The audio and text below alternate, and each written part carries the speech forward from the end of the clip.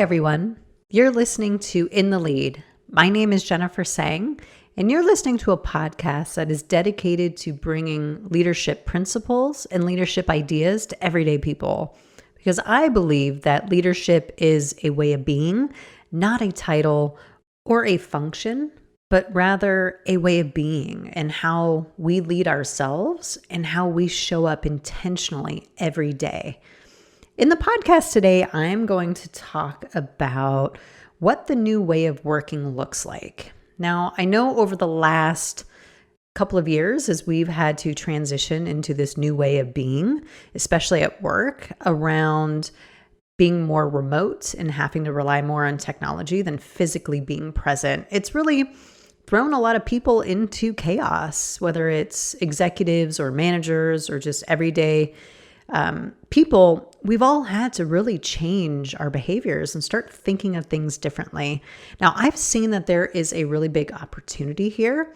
And for myself, I've worked in high tech for the last 20 years. So I have spent maybe the last 10 years or more working in a hybrid environment where I may only go into the office a couple of days a week, and maybe only for a few days, depending on what was going on at the time. But so I've been very accustomed to this lifestyle. And so when the pandemic hit, a couple of years ago, it was just like another day at the office. But I know that there are a lot of people in a lot of different sectors who really had struggled with this transition and maybe continue to struggle.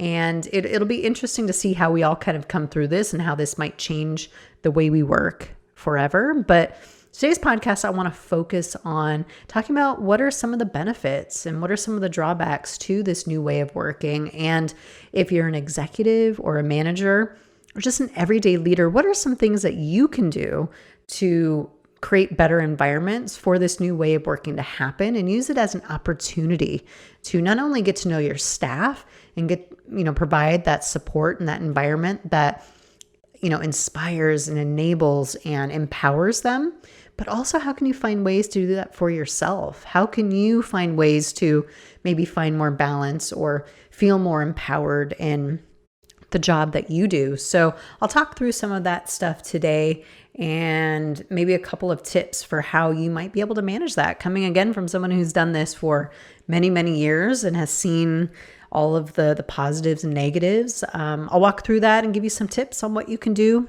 going forward. Now, before we get started with the podcast, I wanted to just do a brief introduction for anybody who might not know me or might be listening to the podcast for the first time. My name is Jennifer Sang, and I am an ICF certified leadership coach. So I work with executives, managers, aspiring managers, and everyday people like entrepreneurs, people in the medical field. I work with people who want to develop that deeper level of consciousness into their leadership and specifically around mindfulness. So I work with a lot of folks who want to really discover that and really build new intentions, new practices towards having more of that mindfulness so that you can find more value and enjoyment in your everyday life.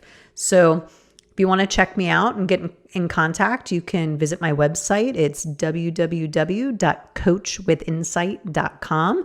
It'll also be in the show notes if you want the direct link. You can also find me on LinkedIn and Twitter. I host a community chat every Wednesday at 5 o'clock Pacific called Leaders Chat. And we just have a great community of folks that we talk about different topics around leadership every Wednesday night. So it's a lot of fun. So if you're interested in that, check it out. I'm sure we'll be doing a topic soon on kind of this new way of working and what leaders can do to, support and empower their staff to have better experiences at work and so that they don't want to resign and find another job. So I think this will be a great conversation today, and I'm really looking forward to it. And welcome to the show.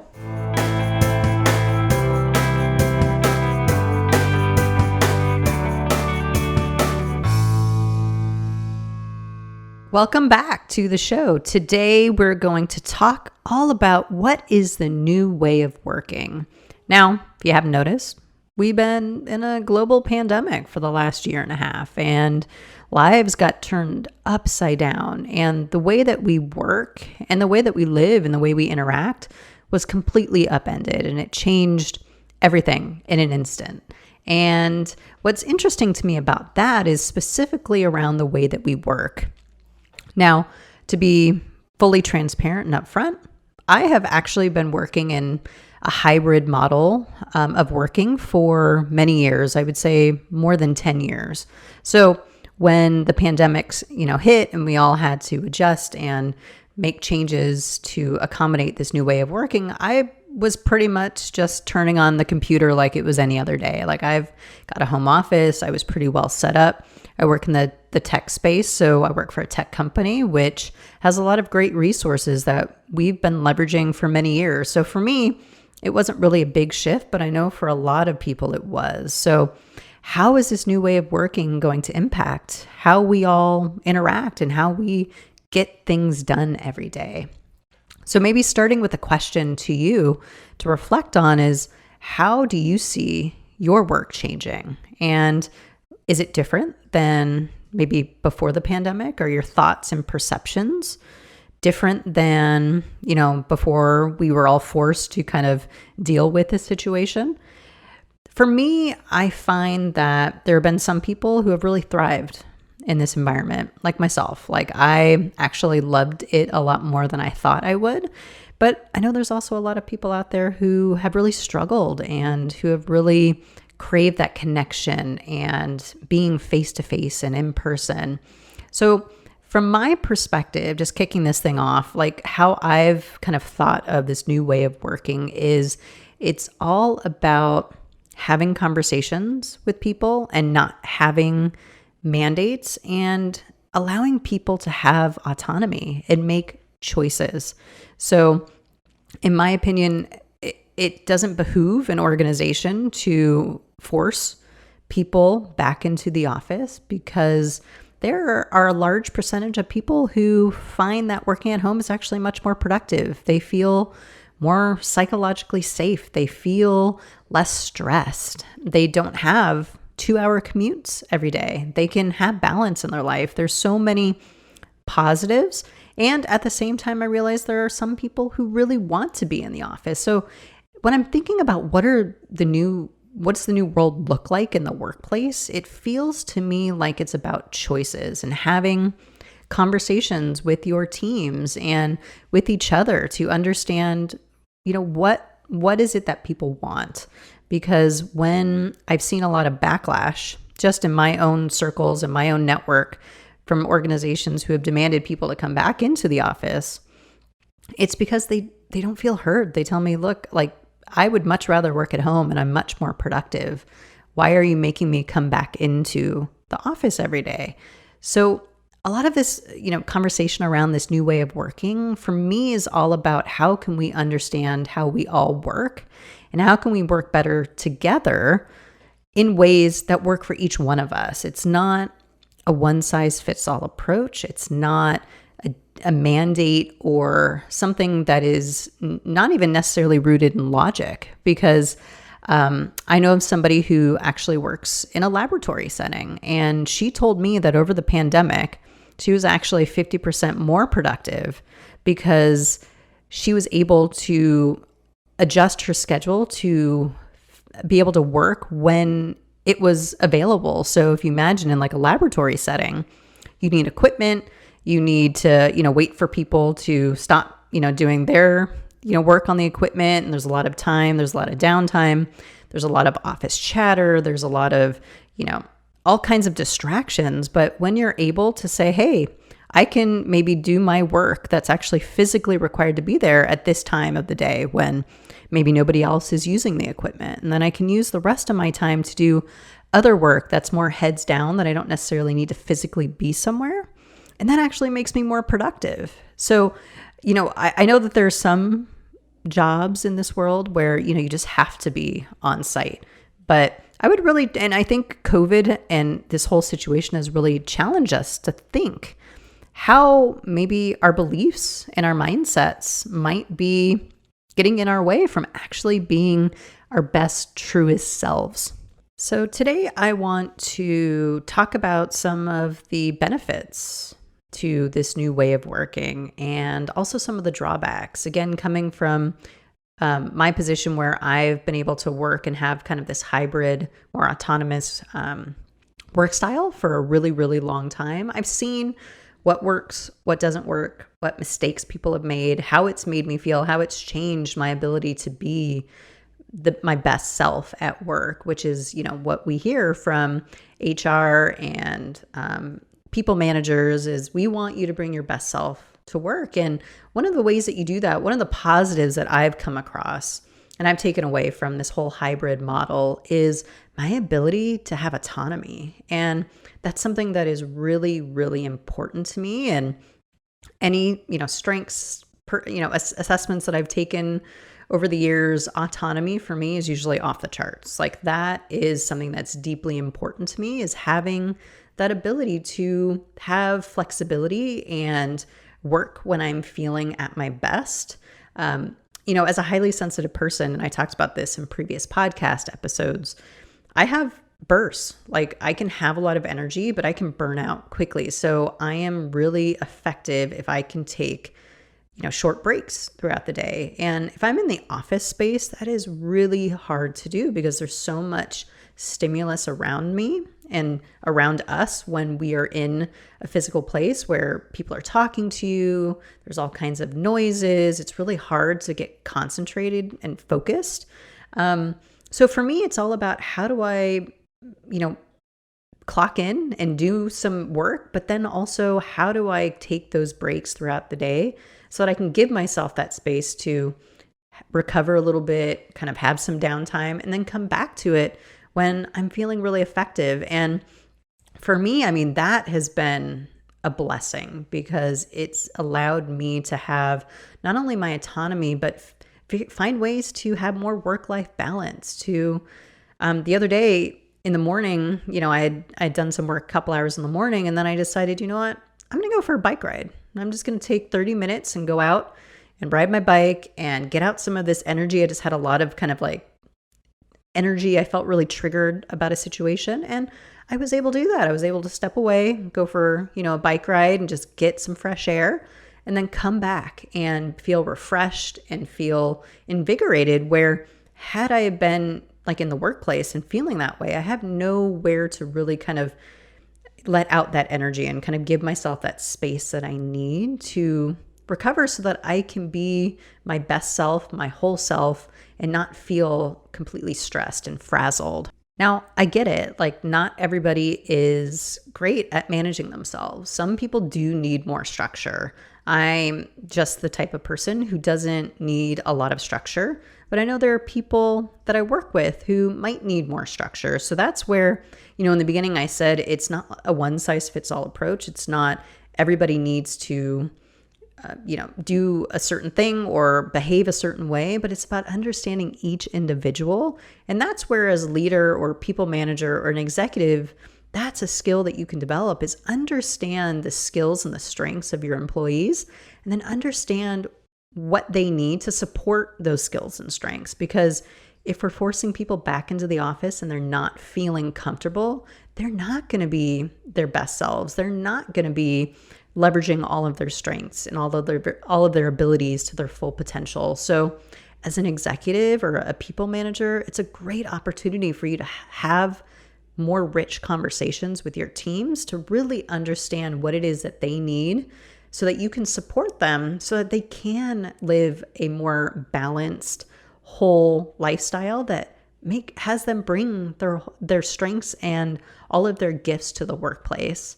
Now, I mentioned that I know somebody who was able to really thrive in a situation where you might think was a job where you had to be present and physically located to be effective. But there are all kinds of ways that we can look at how we work individually and how we work together to make sure that we're being as productive and effective as we possibly can. And as a leader or a manager, what I've seen is that the leaders who have difficulties with this tend to want to have that control, tend to want to have that, be able to physically see people because to them that feels secure. But what that's really telling me, if I'm looking at that objectively, is that really you're taking your insecurities and your fears and you're projecting that onto others, or you're afraid to have individual conversations with people because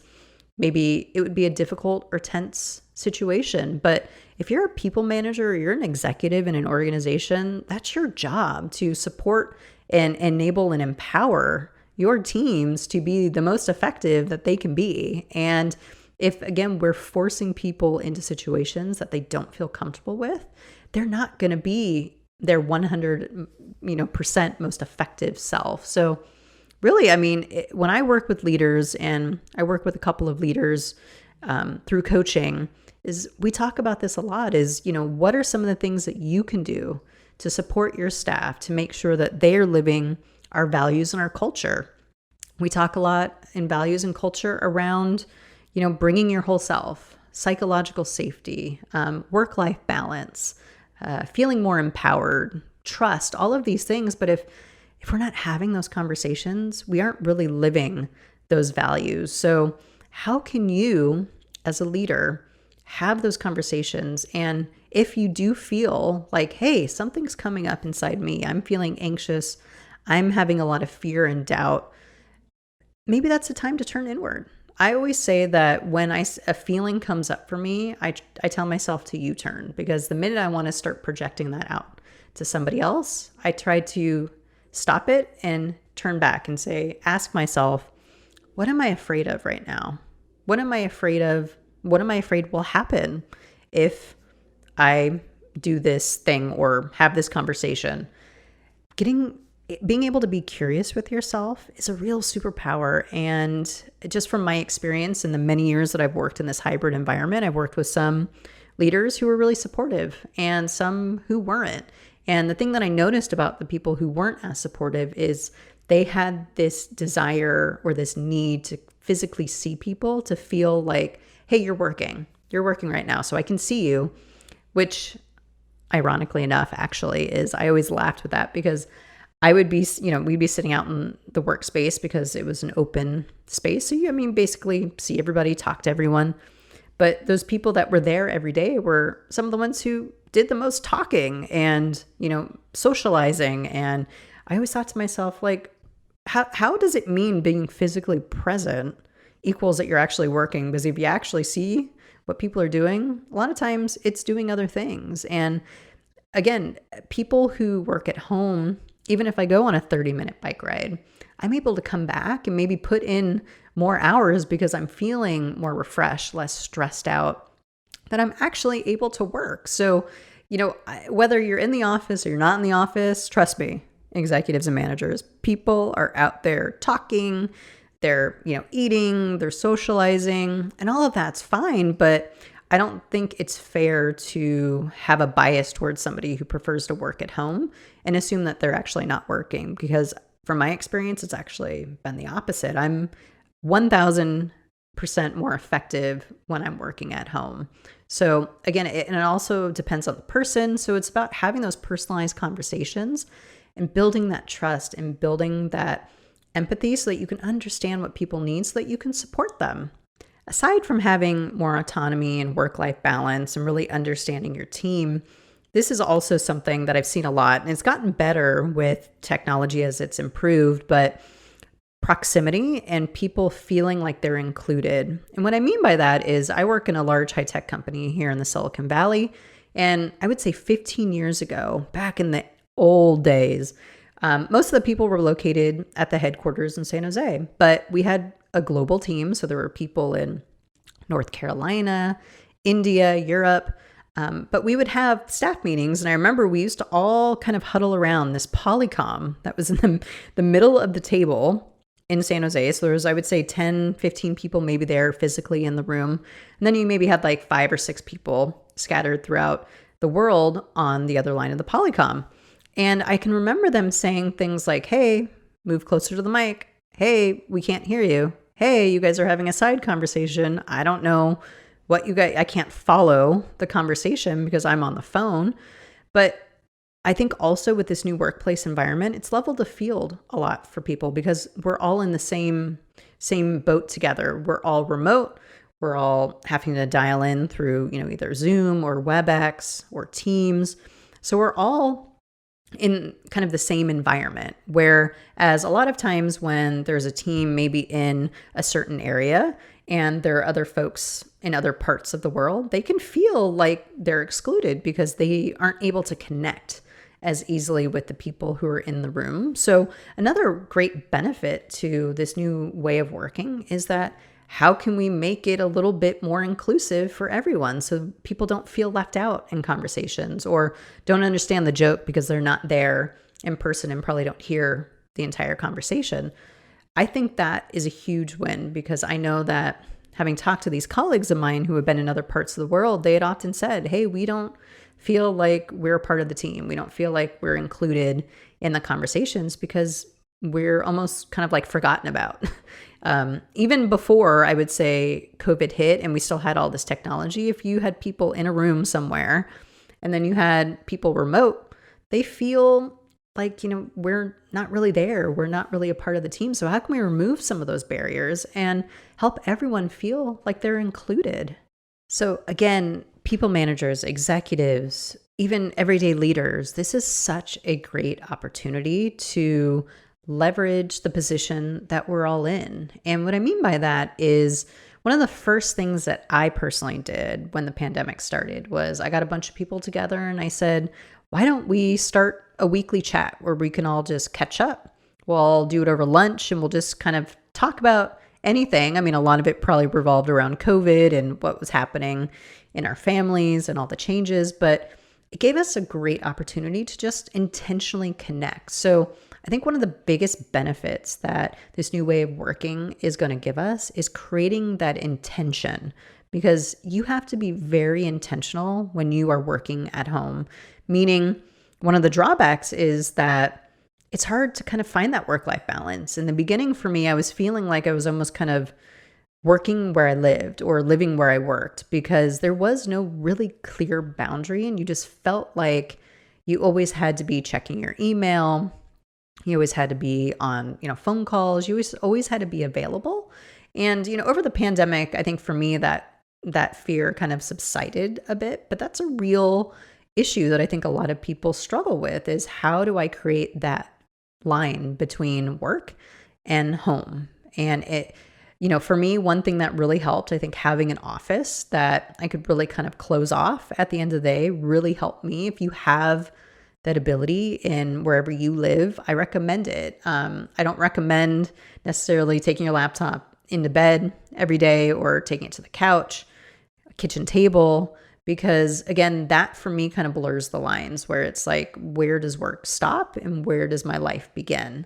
So if you have that opportunity, set up a little space for you, kind of separate from where you kind of hang out and live the most, so that you can kind of draw that boundary, because I think boundaries is something that is really key and really important to not only kind of work-life balance, but just your own personal development. I mean, drawing boundaries is extremely important. And this gives us an opportunity to practice that. Can I shut down my laptop at a certain time and not check the email? I personally, a long time ago, removed email from my iPhone because I found myself late at night checking emails, responding, not really being supportive of a lot of the things that I believe in. So I deleted all of that stuff from my phone, and that helped me draw a really clear boundary of I'm not going to check this when I'm not working and when it's not within, business hours. So how can we do things not only for ourselves, but as executives and people managers, how can we set that example with people that we manage? Because I can tell you that people are watching, they are emulating your behaviors. So if, like, let's say you're a people manager and you're working one night late for some reason, and let's say you have an issue that comes up that you just need, it's not urgent, but you want to make sure the team sees it. So you fire off an email at like 7:00 at night. And then you notice by, 7:15, you have 4 or 5 responses from people. And you think to yourself, why are you all working? Like, this was just meant for me to kind of send this out and so I don't forget. But what that says to me is you're really putting that burden on your team and asking them, hey, don't respond to emails outside of business hours, but I'm going to send you emails outside of business hours and I'm going to expect you not to respond.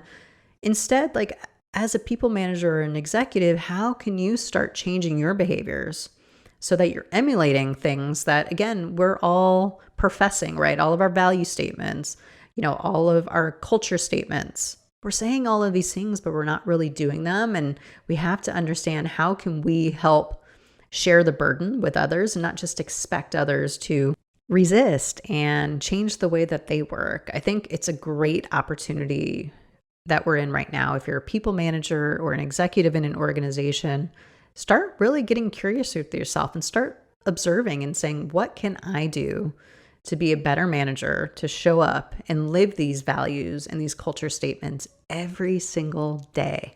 So I had mentioned one of the drawbacks to this new way of working is really challenging people to find that balance and draw those boundaries, because it can be really hard to kind of shut things off. So finding balance as a leader, figuring out ways that you can lead your team in this new way of working, because I believe that this is here for, to stay, and the old ways of leadership aren't going to fly anymore. And you see that with the Great Resignation. Many people are just saying, I've had enough. Like I'm feeling more empowered through this situation to make different choices. And as a coach, I focus on that a lot, is around people feel empowered when they feel like they have choices and they feel like they can choose what's best for them, instead of us dictating or someone dictating to them how they should live their lives. So it's about finding ways, right? And there was someone on Twitter actually yesterday that I think she summed it up well. And how I think about this is like, give me my autonomy, let me work from home, but maybe once a month we'll all get together and do a happy hour. Like there are ways for us to still stay connected, even with all the space, even with all of the boundaries and work-life balance and technology. Like find ways that we can support one another and still connect, because connecting, I think, at least I've realized, is that you can connect with people just as well over like a Zoom call as you can in person. Like it can be done. I've made some really great, friends through my workplace that I've never met in person because they live on another continent or they live in another part of the world and we just haven't connected yet, but we've developed really strong relationships. It can work. It's just a matter of, can you kind of lead yourself and manage yourself in a way that allows you to be open to these new possibilities?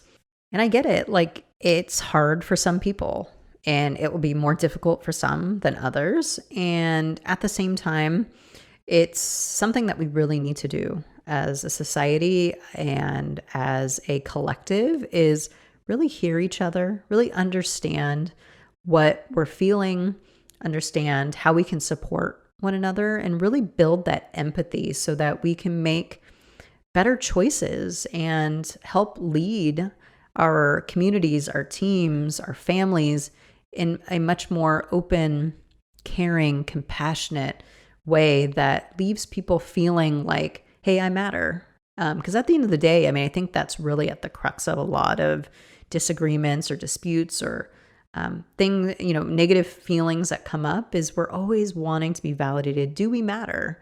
So we have an opportunity to do that here with not forcing people to do something that they may not be comfortable with, and really just taking a pause and getting curious with ourselves and doing a lot of the self-development work around understanding what are our triggers, what is behind my desire to want to see people in the office or feel anxious when I feel like people may or may not be working.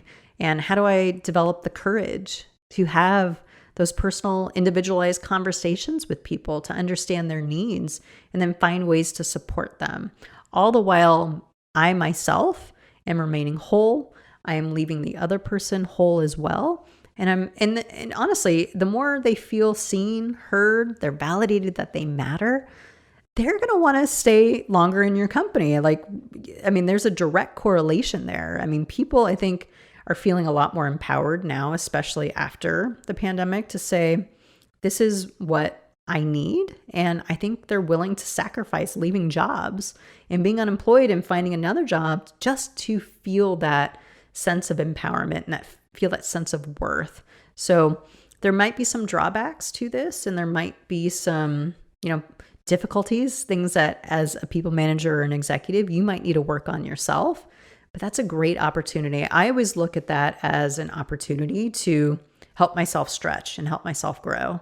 And the key to that, helping yourself stretch and grow and challenging yourself, is that curiosity, is that, hey, I notice that I'm feeling really anxious right now. And I've noticed that I'm reacting in a certain way that doesn't align to my values. I want to show up as a person who is compassionate and kind and, supportive. And are my feelings right now aligning to that value?